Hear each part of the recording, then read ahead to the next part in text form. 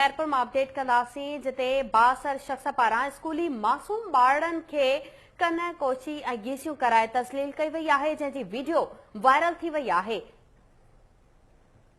ॻोठ फोड़ी चांडिया में बासर शख्स राहिब अली चांडियो ॿारनि खे कणक जो फसल लताड़ण जे इल्ज़ाम हेठि सज़ा ॾिनी आहे। ॿारनि खे कनकोशी गीसियूं कराइण ऐं टहक ॾियारे तस्लील करण वारी वीडियो सोशल मीडिया ते वायरल थी वई आहे, जंहिं ते कावड़ जो इज़हार कयो वियो।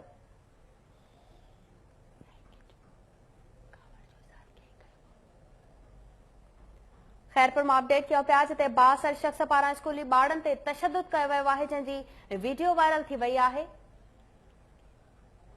तफ़सील मालूम कंदासीं। टेलीफोन लाइन ते मौजूद आहे केटीएन न्यूज़ रिपोर्टर खादिम जोड़े जो। जी खादिम, ही छा मामलो आहे, अपडेट कजो। बिल्कुल सभा खैरपुर लगे जहालत जो मिसाल साम्हूं आयो आहे ऐं बासर जेको मासूम ॿारनि खे तज़लील जो निशानो बणायो आहे। खैरपुर लगे फोड़ी चांडिया ॻोठ आहे, उते बासर पारां बासर जो नालो राहिब अली चांडियो आहे। उन ॻोठ जे मासूम जेके स्कूली मासूम ॿारड़ा आहिनि, उन्हनि खे कणक जो फसल जेको आहे लताड़ण जे इल्ज़ाम हेठि पकड़े कनकोशी कराई आहे ऐं ज़मीन ते गीसियूं करायूं आहिनि ऐं पाण वॾा टहक ॾींदो रहियो आहे। हाणे अहिड़ी सूरत हाल जेका आहे उहा तमामु जेको आहे जहालत वारो अंदाज़ लॻे पियो आहे।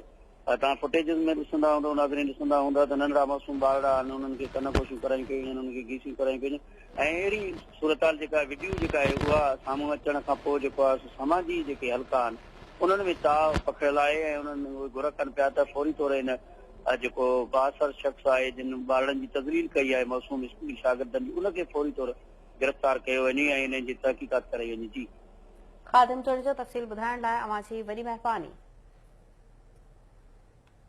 तव्हांखे ॿुधायूं पिया त ॿारनि ते तशद्दुद कयो वियो आहे, उन्हनि खां गीसियूं करायूं वयूं आहिनि, कनकोशी कराई वई आहे।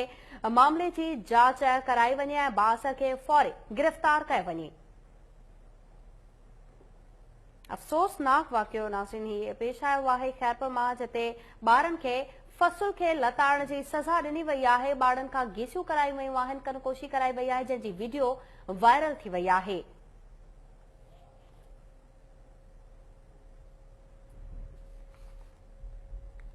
बासर मासूम ॿारनि ते तशद्दुद कंदे नज़र अची रहियो आहे। मासूम ॿारड़ा रोई रहिया आहिनि, जॾहिं त फौरी तौर ते बासर खे गिरफ़्तार करण जो मुतालबो कयो वियो आहे।